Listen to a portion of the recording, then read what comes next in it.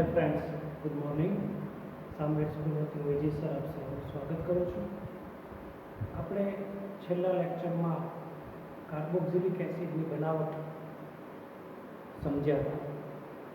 એમાં જે બનાવટની અંદર બાકીના જે બે ટોપિક હતા એ ટોપિકમાં હેડિંગ છે એસાઇલ હેલાઇડ અને એનહાઇડ્રાઇડમાંથી કાર્બોક્સિલિક એસિડની બનાવટ, જેમાં આપણે RCOCl સાથે પ્રક્રિયા કરી ડાયરેક્ટ એનું એસિડિક જળ વિભાજન કર્યું તો કાર્બોક્સિલિક એસિડ મળ્યો હતો, અને બેઝ એટલે કે OH- સાથે આપણે પ્રક્રિયા કરી તો કાર્બોક્સિલિક એસિડનો આયન મળ્યો હતો, એટલે કાર્બોક્સિલેટ આયન મળ્યો હતો, અને પછી જળ વિભાજન કર્યું એટલે આપણે કાર્બોક્સિલિક એસિડ મળ્યું હતું. એ સ્ટેપ આપણે લાસ્ટ વિડિયો લેક્ચરમાં સમજી ગયા છે. બાકીનું જે છે એને આપણે આજના વિડિયો લેક્ચરમાં સમજીએ છીએ. પ્યોરલી ગુજરાતી મીડિયમનો જ લેક્ચર છે, એટલે અહીંયા આપણે કોઈ મિક્સ કરતા નથી. ઇંગ્લિશ મીડિયમવાળા વિદ્યાર્થીઓ લેક્ચર જોઈ શકે છે, પણ ઓર્ગેનિક કેમિસ્ટ્રી એવું છે કે it is equivalent to maths. મેથ્સમાં જે બોલાય સાઇન તો સાઇન જ બોલાય, કોસ તો કોસ જ બોલાય, ઇંગ્લિશ વાળાએ કોસ બોલાય, ગુજરાતી વાળાએ કોસ જ બોલાય. એવી રીતે બેન્ઝોઇક એસિડ ગુજરાતીમાં બેન્ઝોઇક એસિડ કહેવાય, ઇંગ્લિશમાં બેન્ઝોઇક એસિડ કહેવાય. એસિટિક એસિડ ગુજરાતીમાં એસિટિક એસિડ, ઇંગ્લિશમાં એસિટિક એસિડ. મતલબ કે તમે ઇંગ્લિશ મીડિયમવાળા લેક્ચર જોવે તો એને સમજાય જ જાય, કોઈ ટેન્શન નથી. પણ આપણે હવે બાકીની જે બે પ્રક્રિયાઓ છે એને સમજીએ છીએ. તો અહીંયા બેન્ઝોઇક એનહાઇડ્રાઇડનું જળ વિભાજન કર્યું એટલે આપણને બેન્ઝોઇક એસિડના બે અણુ મળ્યા. આ બેન્ઝોઇક એનહાઇડ્રાઇડ છે કેવી રીતે? તો કે C6H5CO1 વાર, C6H5CO2 વાર, કે C6H5CO2 વાર છે, બે વાર લીધું. એ કોની હારે જોડાયેલા છે? બે ઓક્સિજન હારે જોડાયેલા છે. એટલે તમે આ સૂત્રને આમ જુદું પાડી લખી શકો. હવે એનું તમે જળ વિભાજન કરો એટલે જળ વિભાજન એટલે H અને OH સાથે પ્રક્રિયા કરવાની. તો અહીંયા તમે H જોડી દો અને આને એક આખો ભાગ કરો તો આપણી પાસે જવાબ આવે C6H5COOH, એટલે એક બેન્ઝોઇક એસિડનું અણુ મળે. પછી અહીંયા તમે OH જોડી દો તો C6H5COOH એટલે C6H5COOH, બે બેન્ઝોઇક અણુના બે બેન્ઝોઇક એસિડના અણુ મળે. એટલે ડાયરેક્ટ અહીંયા બે બેન્ઝોઇક એસિડના અણુ કેમ બન્યા એ મેં તમને સમજાવ્યું. તો અહીંયા બેન્ઝોઇક એનહાઇડ્રાઇડનું જળ વિભાજન કરવામાં આવે તો આપણને બેન્ઝોઇક એસિડના બે અણુ મળે. એ બે અણુ કેવી રીતે બન્યા એ મેં તમને C6H5CO એ બે વાર છે એટલે બે વાર C6H5CO એ કોની હારે જોડાયેલા છે? એક ઓક્સિજન સાથે જોડાયેલા છે. જળ વિભાજન કર્યું, અહીંયા ORH જોડી દો એટલે C6H5COH એક બેન્ઝોઇક એસિડ અણુ મળે, અને C6H5CO સાથે OH જોડી દો એટલે બેન્ઝોઇક એસિડનો બીજો અણુ મળે. એટલે અહીંયા ડાયરેક્ટ તમને બે બેન્ઝોઇક એસિડ અણુ કેવી રીતે મળ્યા એ મેં તમને સમજાવી દીધું. પછી અહીંયા તમને સૂત્ર આપ્યું છે બેન્ઝોઇક ઇથેનોઇક એનહાઇડ્રાઇડ, એટલે ચોપડીમાં તમને C6H5COO COCH3 આપ્યું છે. એમાંથી એનું જળ વિભાજન કરો એટલે આપણને બેન્ઝોઇક એસિડ અને ઇથેનોઇક એસિડ કેમ મળે? તો C6H5CO COCH3 એની હારે O જોડ્યું એટલે O જોડ્યું. હવે આનું જળ વિભાજન કરો એટલે H અને OH કરવાનું. તો દાખલા તરીકે તમે અહીંયા H જોડી દો તો C6H5COOH એટલે એક તમને બેન્ઝોઇક એસિડ મળે, અને અહીંયા તમે OH જોડી દો CO વાળા હારે તો CH3COOH એટલે બીજો અણુ તમને ઇથેનોઇક એસિડ મળે. એટલે જ્યારે બેન્ઝોઇક ઇથેનોઇક એનહાઇડ્રાઇડનું જળ વિભાજન કરવામાં આવે તો તમને એક અણુ બેન્ઝોઇક એસિડ મળે છે, એક અણુ બેન્ઝોઇક એસિડ મળે છે, અને બીજો અણુ છે એ ઇથેનોઇક એસિડ મળે છે.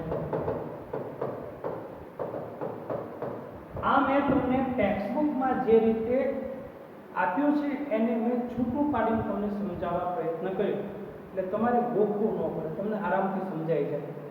છેલ્લી બનાવટ છે એસ્ટરમાંથી. બરોબર, તો એસ્ટરનો જો એસિડિક મીડિયમમાં પ્રક્રિયા કરવામાં આવે તો ડાયરેક્ટ તમને બેન્ઝોઇક એસિડ મળે, અને જો બેઝનો યુઝ કરવામાં આવે તો તમને બેન્ઝોઇક એસિડનો કાર્બોક્સિલેટ આયન મળે, અને પછી એનું એસિડિફિકેશન કરવામાં આવે એટલે તમને બેન્ઝોઇક એસિડ મળે, અથવા તો અનુવર્તી કાર્બોક્સિલિક એસિડ મળે. દાખલા તરીકે આ ઇથાઇલ છે, આ ઇથાઇલ અને આ બેન્ઝોએટ છે. એટલે આના નામને યાદ રાખવા માટે C2H5 એટલે ઇથાઇલ, અને બેન્ઝીન રિંગ ઉપર COH એટલે બેન્ઝોએટ. એટલે ઇથાઇલ બેન્ઝોએટનું એસિડિક માધ્યમમાં જળ વિભાજન કર્યું એટલે પ્રક્રિયા કરશે H અને OH, અને મીડિયમ એસિડિક હશે. તો શું થશે તો કે તમે અહીંયા H જોડી દો એટલે બેન્ઝીન રિંગ સાથે COOH થઈ ગયું એટલે બેન્ઝોઇક એસિડ આવી ગયું, અને OH છે C2H5 સાથે જોડી દો જે C2H5OH થાય એટલે આપણને ઇથેનોલ મળે અને બેન્ઝોઇક એસિડ મળે. આ એસિડિક માધ્યમમાં જળ વિભાજન કરવામાં આવે તો ડાયરેક્ટ તમને બેન્ઝોઇક એસિડ અને આલ્કોહોલ મળે, એટલે બેન્ઝોઇક એસિડ અને ઇથેનોલ મળ્યો. ઇથાઇલ બેન્ઝોએટ પ્રક્રિયક તરીકે લીધો. તો હવે અહીંયા ઇથાઇલ બ્યુટેનોએટ છે, આ છે ઇથાઇલ, અને CH3CH2CH2COO ચાર કાર્બન છે એટલે એને બ્યુટેન કહેવાય, અને COO વાળો એક કાર્બન છે, ચારમાંથી એક કાર્બન COO વાળો છે એટલે એસ્ટર કહેવાય, એટલે બ્યુટેન ને OH લાગે એટલે આ થયું બ્યુટેનોએટ. એટલે આ છે ઇથાઇલ એટલે ઇથાઇલ લખ્યું, અને ચાર કાર્બન વાળો COO એટલે બ્યુટેનોએટ, એટલે ઇથાઇલ બ્યુટેનોએટ નું બેઝ સાથે પ્રક્રિયા કરી NaOH સાથે. તો આ જે OH છે ને, આમાંનો OH છે ને એ C2H5 સાથે જોડાઈ ગયો એટલે CH2H5OH ઇથેનોલ તો મળી ગયો, અને આ Na છે ને એ CH3CH2CH2COO સાથે એને જોડાણું એટલે આપણને બીજી નિપજ મળી CH3CH2CH2COON. આનું એસિડિક મીડિયમમાં જળ વિભાજન કરો એટલે અહીંયા તમે HOH કરો તો આમાંથી OH છે એ Na સાથે લાગી જાય એટલે પ્લસ NaOH થાય, અને આમાંથી H છે એ COO સાથે લાગી જાય એટલે આપણે COH મળે, એટલે એક મળે બ્યુટેનોઇક એસિડ. આ NaOH જે અહીંયા ઉપયોગ કર્યો તો એ આપણે પાછું મળી જાય. ચોપડીમાં એમ તમને આપ્યું નથી, ચોપડીમાં તમને જુદી રીતે આપ્યું છે. આને હું રિપીટ કરું, આ પ્રક્રિયાને તમને સમજાવવા માટે હું રિપીટ કરું છું, બરોબર? આ બાજુ રિપીટ કરું છું એટલે તમને વધારે ઈઝી પડશે સમજવામાં. ઇથાઇલ બ્યુટેનોએટ લખું છું CH3CH2CH2COO C2H5. આ છે ઇથાઇલ, અને આ ચાર કાર્બન વાળો COO એટલે બ્યુટેનોએટ. એની NaOH સાથે પ્રક્રિયા કરવામાં આવે એટલે આ COO સાથે Na જોડાય છે એટલે આપણે જવાબ શું મળે CH3CH2CH2COONA. આ છે સોડિયમ બ્યુટેનોએટ, આ છે સોડિયમ બ્યુટેનોએટ, નામ નથી આપ્યું ચોપડીમાં, અને આ OH છે એ C2H5 સાથે જોડાઈ જાય એટલે આપણે જવાબ મળે C2H5OH. આ છે ઇથેનોલ. હવે આની પાછી પ્રક્રિયા જળ વિભાજન એસિડિક મીડિયમમાં જળ વિભાજન કરવામાં આવે તો શું થશે તો કે આ H છે ને એ CO ની બાજુમાં આવી જાય એટલે આપણને જવાબ મળે CH3CH2CH2COO ની બાજુમાં H આવી ગયો એટલે આપણને જવાબ મળી ગયો બ્યુટેનોઇક એસિડ.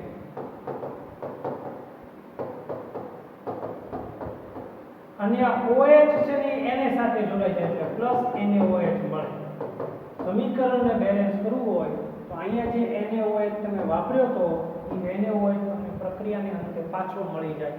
ખરેખર તો પ્રક્રિયા એસિડિક માધ્યમમાં થઈ કહેવાય, કારણ કે NaOH વાપર્યો, NaOH પાછો મળી ગયો, એટલે વપરાયેલો NaOH નો આપણે એમ માની ઉપયોગ થયો જ નથી. તો ઉપયોગ શેનો થયો? તો કે H+ નો થયો. H+ એટલે એસિડિક માધ્યમ. એસિડિક માધ્યમની અંદર એસ્ટરનું હેમાં રૂપાંતર થાય તો કે કાર્બોક્સિલિક એસિડમાં, એટલે ખરેખર એસિડિક મીડિયમનો જ ઉપયોગ થયો, પણ વાયા બેઝ ગયા. આ આપણે કાર્બોક્સિલિક એસિડની જેટલી બનાવટ હતી એ બનાવટનો આખો ટોપિક પૂરો કર્યો છે. હવે આપણે બે ટોપિક સ્કીપ કર્યા હતા ઇંગ્લિશ મીડિયમના વિદ્યાર્થીઓ સાથે વિડિયો લેક્ચર લેવા માટે. એની અંદર આલ્ડિહાઇડ અને કીટોનના ઉપયોગો એ એક ટોપિક આપણે રિપીટ કરવાનો છે જે તમને મેં નથી ભણાવ્યો, આલ્ડિહાઇડ અને કીટોનના ઉપયોગો. અને બીજો ટોપિક છે એ આપણે કાર્બોક્સિલિક એસિડનું નામકરણ, એનું બંધારણ, એના વિશે ચર્ચા કરવાની છે. તો હવે આપણે આગળ નેક્સ્ટ જઈએ છીએ. આલ્ડિહાઇડ અને કીટોન સંયોજનોના ઉપયોગો. આ આપણે ટોપિક ચૂકી ગયા છીએ. તો આલ્ડિહાઇડ અને કીટોન સંયોજનો એ પ્રારંભિક કે પ્રાથમિક દ્રાવકો તરીકે જુદા જુદા ઔષધિઓ, પોલિમર એટલે કે ઉદ્યોગોની અંદર પ્રારંભિક પદાર્થ તરીકે અથવા તો શરૂઆતના દ્રાવક તરીકે આલ્ડિહાઇડ અને કીટોનનો ઉપયોગ થાય છે. એટલે પહેલા આપણે કોમન વાત કરીએ, પછી ફોર્માલ્ડિહાઇડ લેશું, પછી એસિટાલ્ડિહાઇડ લેશું, એવી રીતે પછી આલ્ડિહાઇડને એક એક ઉદાહરણ લેતા જશું. આ છે HCHO એટલે ફોર્માલ્ડિહાઇડ. 40% ફોર્માલ્ડિહાઇડનું પાણીમાં બનાવેલું દ્રાવણ હોય એને ફોર્મેલિન કહેવામાં આવે છે. 40% ફોર્માલ્ડિહાઇડ હોય અને 60% પાણી હોય, એટલે 40% ફોર્માલ્ડિહાઇડનું પાણીમાં બનાવેલું દ્રાવણ એને ફોર્મેલિન કહેવામાં આવે છે. આ ફોર્મેલિન છે એ જૈવિક નમૂનાઓ સાચવવા માટે અને એના પરીક્ષણ માટે ઉપયોગ થાય છે.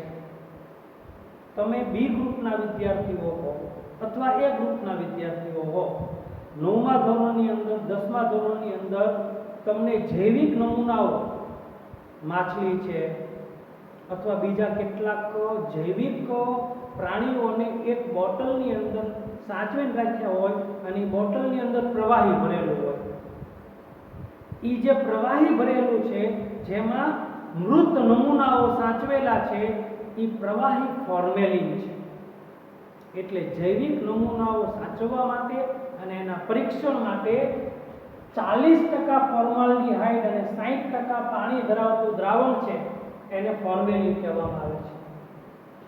યુરિયા અને ફોર્માલ્ડિહાઇડનું મિશ્ર દ્રાવણ છે એ ગુંદર અને અન્ય પોલિમર પદાર્થોની બનાવટમાં વપરાય છે. યુરિયા અને ફોર્માલ્ડિહાઇડનું મિશ્ર દ્રાવણ એ ગુંદર અને અન્ય પોલિમર પદાર્થોની બનાવટમાં વપરાય છે. એટલે ફોર્માલ્ડિહાઇડ સુધીની વાત અહીંયા પૂરી થઈ. હવે ઇથાઇલ અને વિનાઇલ એસિટોન પોલિમર પદાર્થો અને ઔષધોના ઉત્પાદનની અંદર અને પ્રારંભિક પદાર્થોની અંદર ઇથાઇલ અને વિનાઇલ એસિટોનનો ઉપયોગ કરવામાં આવે છે. આ છે બેન્ઝાલ્ડિહાઇડ. સુગંધીદાર પદાર્થો અને રંગીન પદાર્થોના ઉત્પાદનની અંદર બેન્ઝાલ્ડિહાઇડનો ઉપયોગ થાય છે.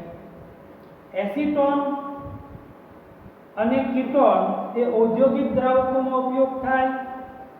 આલ્ડિહાઇડ અને કીટોન સંયોજનો જેવા કે બ્યુટેરાલ્ડિહાઇડ, વેનેલિન, એસિટોફિનોલ, કેમ્ફર જેને કહેવામાં આવે છે સુગંધીદાર પદાર્થ, જે આપણે ઘરે મંદિરની અંદર કપૂર જેને કહીએ છીએ, સફેદ કલરનો ઘન પદાર્થ આવે જે તરત સળગે, એને ઇંગ્લિશમાં અથવા રસાયણ વિજ્ઞાનની ભાષામાં કેમ્ફર કહેવામાં આવે છે. એનો સુગંધ અને સ્વાદ માટે ઉપયોગી છે. એટલે કેમ્ફર ખવાય નહીં, કપૂર ખવાય નહીં, પણ કપૂરને સળગાવવાથી સુગંધ આવે. એટલે બ્યુટેરાલ્ડિહાઇડ, વેનેલિન, એસિટોફિનોલ, કેમ્ફર એટલે કે કપૂર એ સુગંધીદાર પદાર્થો અને સ્વાદ માટે જાણીતા છે. તો અહીંયા તમને આલ્ડિહાઇડ અને કીટોનના બધા જ ભૌતિક ગુણધર્મો અને ઉપયોગો આપી દીધા. હવે આપણે ટોપિક સમજીએ છીએ કાર્બોક્સિલિક એસિડ.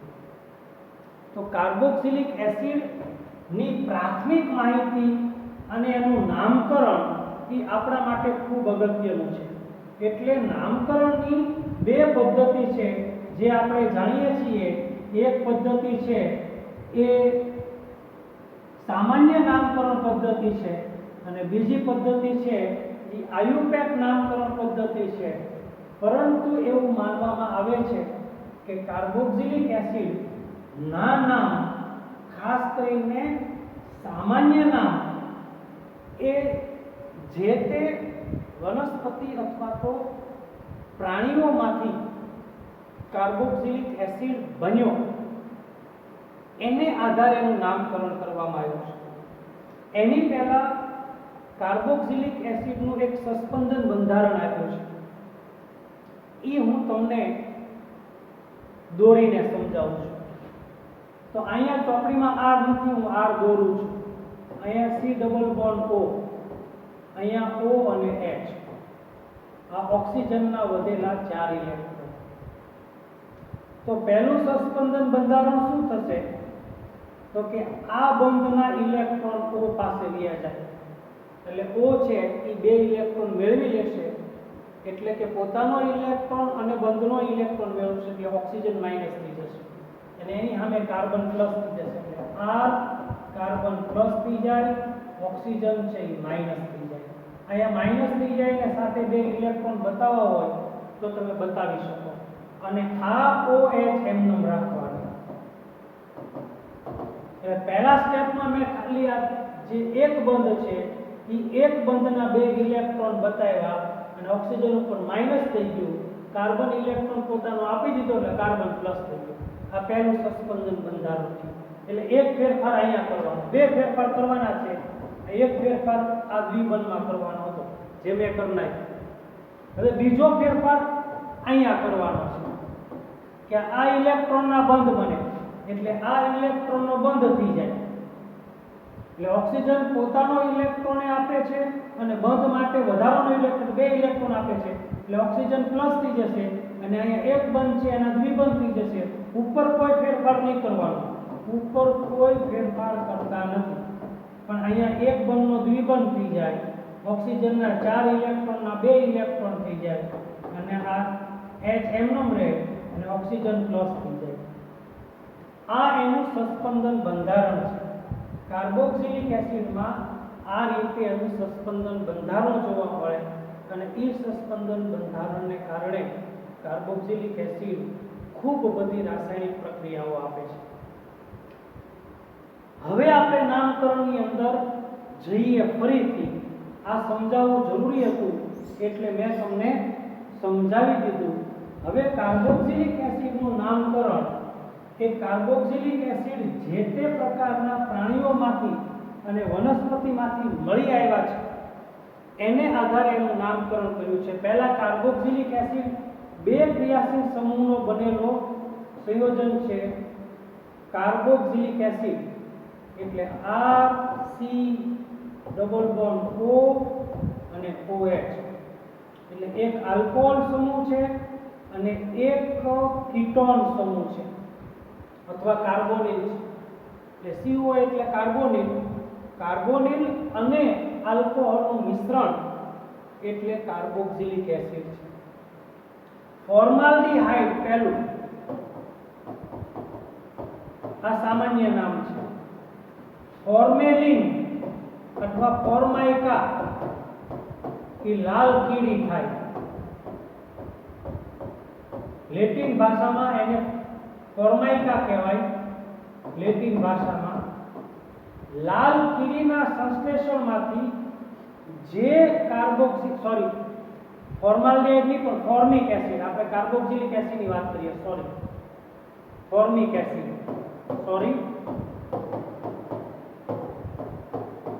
તો ફોર્મિક એસિડ સામાન્ય નામ છે. એ ફોર્મિક એસિડ શું કરવા સામાન્ય નામ આપ્યું? તો કે ફોર્માઇકા એ લાલ કીડી થાય, લાલ કીડીના સંશ્લેષણમાંથી જે એસિડ બન્યો એને નામ આપ્યું સામાન્ય નામ ફોર્મિક એસિડ. આયુપેક નામ મિથેનોઇક એસિડ થાય, COOH. HCOH આ મિથેનોઇક એસિડ છે. મિથેનોઇક એસિડ છે ને આયુપેક નામ છે. આપણે સામાન્ય નામની વાત કરીએ છીએ. પછી એસિટમ એટલે વિનેગાર થાય. એસિટમ એટલે વિનેગાર થાય. ખાદ્ય પદાર્થોને સાચવવા માટે જે દ્રાવણ હોય એને વિનેગાર કહેવાય. વિનેગારમાંથી જે એસિડ મળ્યો એ એસિટિક એસિડ નામ આપ્યું. એટલે વિનેગારમાંથી જે એસિડ મળ્યો, વિનેગારની લેટિન ભાષામાં એસિટમ કહેવાય અને એસિટમમાંથી જે એસિડ મળ્યો એને એસિટિક એસિડ એવું નામ આપ્યું, સામાન્ય નામ. બ્યુટીનમ એટલે બટર થાય. બટર એટલે માખણ, પણ આ દુર્ગંધ મારતું માખણ હોય તો એમાંથી જે એસિડ મળ્યો એને બ્યુટીરિક એસિડ કીધું. બ્યુટીરિક એસિડનું સૂત્ર થાય CH3 CH2 CH2 COH, 4 carbon અને કાર્બોક્સિલિક એસિડ. બ્યુટીરિક એસિડ છે એ સામાન્ય નામ છે અને બ્યુટેનોઇક એસિડ છે એ એનું આયુપેક નામ છે.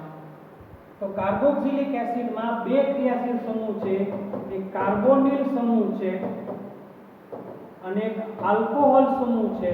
આ બે ક્રિયાશીલ સમૂહ ધરાવતું જે સંયોજન બન્યું એ કાર્બોક્સિલિક એસિડ છે, જેનું સસ્પેન્શન બંધારણ મેં તમને દોરીને બતાવ્યું, જેના સામાન્ય નામ અગત્યના તો ફોર્મિક એસિડ, ફોર્માઇકા લાલ કીડી લેટિન ભાષામાં, એમાંથી જે એસિડ મળ્યો એને ફોર્મિક એસિડ કીધું. એસિટમ એટલે વિનેગાર થાય, એમાંથી જે એસિડ મળ્યો એને એસિટિક એસિડ કીધું. બ્યુટીનમ એટલે દુર્ગંધ મારતું બટર થાય, એમાંથી જે એસિડ મળ્યો એ બ્યુટીરિક એસિડ છે, જેનું આયુપેક નામ થાય બ્યુટેનોઇક એસિડ થાય. અહીંયા કેટલાક કાર્બોક્સિલિક એસિડના અગત્યના સામાન્ય નામને આપ્યા છે, જેમાં ઓમેસ ગ્લુટાએ સૂત્ર યાદ રાખવાનું. ઓમેસ ગ્લુટાએ. O એટલે ઓક્ઝેલિક એસિડ, મે એટલે મેલોનિક એસિડ, સ એટલે સક્સિનિક એસિડ, ગ્લુ એટલે ગ્લુટારિક, ગ્લુટા એટલે ગ્લુટારિક એસિડ અને A એટલે એડિપિક એસિડ. ઓમેસ ગ્લુટાએ. આમાં બે COOH વચ્ચે એક પણ CH2 નથી. અહીંયા એક CH2 છે, બે COOH વચ્ચે. અહીંયા બે CH2 છે, અહીંયા 3 CH2 છે અને અહીંયા 4 CH2 છે. આ 4 CH2 વચ્ચે હોય અને એક પણ CH2 વચ્ચે ન હોય એટલે કુલ 5 એવા સામાન્ય નામ થાય, જેમાં ઓમેસ ગ્લુટાએ. Oxalic acid, malonic acid, succinic acid, glutaric acid અને એડિપિક એસિડ. જેમાં તમારે સિક્વન્સ યાદ રાખવાનું કે ઓક્ઝેલિક એસિડમાં વચ્ચે એક પણ CH2 નહીં. આને કહેવાય ઇથેન ડાયોઇક એસિડ. આનું સામાન્ય નામ કયું હોય તો ઇથેન ડાયોઇક એસિડ. આ પ્રોપેન ડાયોઇક એસિડ, આ બ્યુટેન ડાયોઇક એસિડ એવું કહી શકો. આયુપેક નામ ટેક્સ્ટબુકમાં આપ્યું છે, પણ મારે તમને સમજાવવું છે સામાન્ય નામ. અગત્યનું છે એ સામાન્ય નામ છે. તો ઓમેસ ગ્લુટાએ oxalic acid, malonic acid, succinic acid, glutaric acid અને એડિપિક એસિડ. બે COH વચ્ચે એક પણ CH2 નહીં, એક CH2, બે CH2, 3 CH2 અને 4 CH2 સુધી ઓમેસ ગ્લુટાએ 5 ટોટલ નામ થશે, જેમાં 4 CH2 ના 4 નામ અને એક CH2 ન હોય એવું એક નામ. પછી અહીંયા એક અગત્યનું સામાન્ય નાખ્યું છે ફિનાઇલ એસિટિક એસિડ. બે કાર્બન COH હોય તો સામાન્ય નામ થાય એસિટિક એસિડ અને બેન્ઝીન ને કીધું ફિનાઇલ, એટલે આનું સામાન્ય નામ થાય ફિનાઇલ એસિટિક એસિડ. આયુપેક નામ થાય કાર્બોક્સિલિક એસિડના કાર્બન 1 નંબર આપો, આ 2 નંબર થાય. 2 નંબરના કાર્બન સાથે ફિનાઇલ જોડાયેલો છે એટલે 2 ફિનાઇલ અને 2 કાર્બન વાળા કાર્બોક્સિલિક એસિડને કહેવાય ઇથેનોઇક એસિડ. એટલે 2 ફિનાઇલ ઇથેનોઇક એસિડ આયુપેક નામ થાય અને ફિનાઇલ એસિટિક એસિડ છે એ એનું સામાન્ય નામ થાય. તો તમને આયુપેક નામ અને સામાન્ય નામના કોષ્ટકો આપ્યા છે, એમાં તમે બરોબર ધ્યાન રાખીને સમજજો. તો અહીંયા કાર્બોક્સિલિક એસિડની આપણે વાતો કરી, બરોબર. હવે જોઈએ કાર્બોક્સિલિક એસિડના ભૌતિક ગુણધર્મો. આગળ આપણે સમજીએ છીએ એક ટોપિક.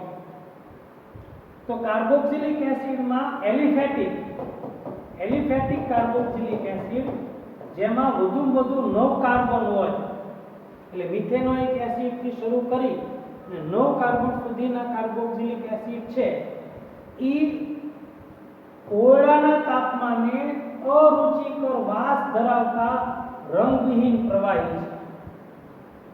9 કરતા વધારે કાર્બન ધરાવતા એલિફેટિક કાર્બોક્સિલિક એસિડ જે ઊંચા કાર્બન ધરાવતા કાર્બોક્સિલિક એસિડ કહેવાય, જે મીણ જેવા ઘન પદાર્થો છે.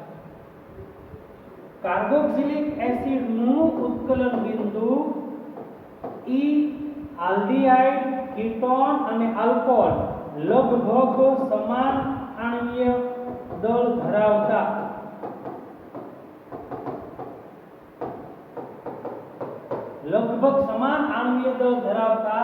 આલ્ડીહાઇડ, કીટોન અને આલ્કોહોલ કરતા કાર્બોક્સિલિક એસિડનું ગલન બિંદુ અને ઉત્કલન બિંદુ એટલે ઊંચું છે કારણ કે એમાં આંતરઆણ્વીય H બંધ બને છે. ઇવન બાષ્પ અવસ્થામાં કાર્બોક્સિલિક એસિડ હોય તો પણ ઓછામાં ઓછા 2 અણુ હોય, જેને દ્વિઆણ્વીય રચના કહેવાય. દ્વિઆણ્વીય રચના, જેને ડાયમર કહેવામાં આવે છે. બાષ્પ અવસ્થામાં તે એક કાર્બોક્સિલિક એસિડ નહીં પણ ઓછામાં ઓછા 2 તો હોય. એ 2 કાર્બોક્સિલિક એસિડના અણુ વચ્ચે કેવી રીતે આંતરઆણ્વીય H બંધ બને છે એ હું દોરું છું. આ એક કાર્બોક્સિલિક એસિડનું R C double bond O અને H. આ એક કાર્બોક્સિલિક એસિડનો અણુ મેં લખ્યું. તમારે ધ્યાન એ રાખવાનું કે જ્યાં H હોય ત્યાં બીજા કાર્બોક્સિલિક એસિડનો O આવવો જોઈએ, અને જ્યાં O છે ત્યાં બીજા કાર્બોક્સિલિક એસિડનો H આવવો જોઈએ. તો એકના O સાથે બીજાનો H બંધ બનાવે એને આંતરઆણ્વીય H બંધ કહેવાય. એટલે અહીંયા હું હવે C ડબલ બોન્ડ O લખી નાખું અને અહીંયા R લખું અને અહીંયા હું O અને H લખું, તો તમે જોઈ શકો છો કે એક આ પહેલો કાર્બોક્સિલિક એસિડનો અણુ, આ બીજો કાર્બોક્સિલિક એસિડનો અણુ, એક કાર્બોક્સિલિક એસિડના અણુ સાથે બીજા કાર્બોક્સિલિક એસિડનો O બાજુમાં આવે અને એક કાર્બોક્સિલિક એસિડના O સાથે બીજા કાર્બોક્સિલિક એસિડનો H આવે. આ જે મેં રચના દોરી એ રચના ડાયમર છે. આ ડાયમર રચના દોરી. બાષ્પ અવસ્થામાં પણ 2 અણુ તો સાથે હોય જ. એક કાર્બોક્સિલિક એસિડ દાખલા તરીકે 10 કાર્બન વાળો કાર્બોક્સિલિક એસિડ છે, એને તમે ગરમ કરો તો એની બાષ્પમાં રૂપાંતર થાય. બાષ્પમાં રૂપાંતર થાય તોય તે એક છૂટા નથી પડતા, ઓછામાં ઓછા 2 તો જોડાયેલા હોય જ. આજે એની અવસ્થા છે એને ડાયમર કહેવાય. પાણીમાં એની દ્રવ્યતાની તમે ચકાસણી કરો તો 1 થી 4 કાર્બન સુધીના કાર્બોક્સિલિક એસિડ પાણીમાં દ્રાવ્ય થાય. 4 કરતા વધારે કાર્બન ધરાવતા કાર્બોક્સિલિક એસિડ એટલે કે કાર્બનની સંખ્યા વધે એમ પાણીમાં દ્રવ્યતા ઘટે. તો પાણી સાથે કાર્બોક્સિલિક એસિડ H બંધ કેવી રીતે બનાવે એ હું દોરું છું. તો હવે આપણે પાણીનો અણુ પહેલા દોરીશ. આ O, આ H અને આ H. આ પાણીનો અણુ મેં દોર્યું. હવે પાણીના H સાથે એક કાર્બોક્સિલિક એસિડનો O આવે એવી રીતે જોડીશ. આ H સાથે બીજા કાર્બોક્સિલિક એસિડનો O આવે એવી રીતે દોરીશ અને આ O સાથે ત્રીજા કાર્બોક્સિલિક એસિડનો H આવે એમ હું દોરીશ. એટલે અહીંયા હું લખું છું R C double bond O, અહીંયા લખું OH. એટલે અહીંયા O અને H વચ્ચે બંધ બની ગયું. આ મેં એક કાર્બોક્સિલિક એસિડનો અણુ લીધો. આ ત્રણ પરમાણુ છે એટલે ત્રણ કાર્બોક્સિલિક એસિડને જોડવાનું. યાદ એ રાખવાનું કે H આવે અહીંયા કાર્બોક્સિલિક એસિડનો O આવવો જોઈએ, પાણીનો H આવે અહીંયા કાર્બોક્સિલિક એસિડનો O આવવો જોઈએ અને પાણીનો O આવે ત્યાં કાર્બોક્સિલિક એસિડનો H આવવો જોઈએ. આ રીતે તમે માઇન્ડ સેટ કરી અને જો આકૃતિ દોરો તો દોરાઈ જાય. હવે અહીંયા H છે એટલે અમારે C ડબલ બોન્ડ O અહીંયા કરવા પડે. અહીંયા R કરું અને અહીંયા OH કરી નાખું એટલે અમે બીજો અણુ દોર્યો કાર્બોક્સિલિક એસિડનો, જેમાં કાર્બોક્સિલિક એસિડનો O છે અને પાણીનો H છે. આમાં પણ કાર્બોક્સિલિક એસિડનો O છે અને પાણીનો H છે. હવે પાણીના O સાથે કાર્બોક્સિલિક એસિડનો H આવે એવી રીતે દોરું તો આ CO અને આ H અને આ C ડબલ બોન્ડ O, આ કાર્બોક્સિલિક એસિડનો ત્રીજો અણુ અને આ H ની બાજુમાં O આવે એવી રીતે દોરું એટલે આપણને આ ત્રીજો કાર્બોક્સિલિક એસિડનો અણુ મેં દોર્યો અને અહીંયા આપણે H બંધ બનાવ્યો. આ રીતે પાણીના અણુ સાથે કાર્બોક્સિલિક એસિડના અણુઓ એ આંતરઆણ્વીય H બંધ બનાવે એટલે પાણીમાં દ્રાવ્ય છે. પણ મોટા અણુઓ એમાં પહેલો સભ્ય બેન્ઝોઇક એસિડ છે. આ બેન્ઝોઇક એસિડ છે એ 7 કાર્બન વાળો અણુ થયો. 6 કાર્બન બેન્ઝીનના અને 1 કાર્બન એ કાર્બોક્સિલિક એસિડના સૂત્રનો. અહીંયા 1 થી 4 કાર્બન સુધીના જ કાર્બોક્સિલિક એસિડ પાણીમાં દ્રાવ્ય છે. 4 કરતા વધારે નહીં. આ તો 7 કાર્બન વાળું છે. સ્વાભાવિક રીતે આ પાણીમાં અદ્રાવ્ય થાય, આ પાણીમાં અદ્રાવ્ય થાય, પાણીમાં અદ્રાવ્ય. પરંતુ નબળા ધ્રુવીય બંધ ધરાવતા અણુઓ જેવા કે બેન્ઝીન છે, કાર્બન ટેટ્રાક્લોરાઇડ છે, આ બધાની અંદર આ અણુઓ દ્રાવ્ય થાય છે. તો અહીંયા આપણે કાર્બોક્સિલિક એસિડના ભૌતિક ગુણધર્મોની બહુ સરસ ચર્ચા કરી. આજનો લેક્ચર આપણે પૂરો કરીએ છીએ. વિડિયો લેક્ચર 2-3 વાર જોજો અને મને હોમવર્ક મોકલજો. Thank you very much.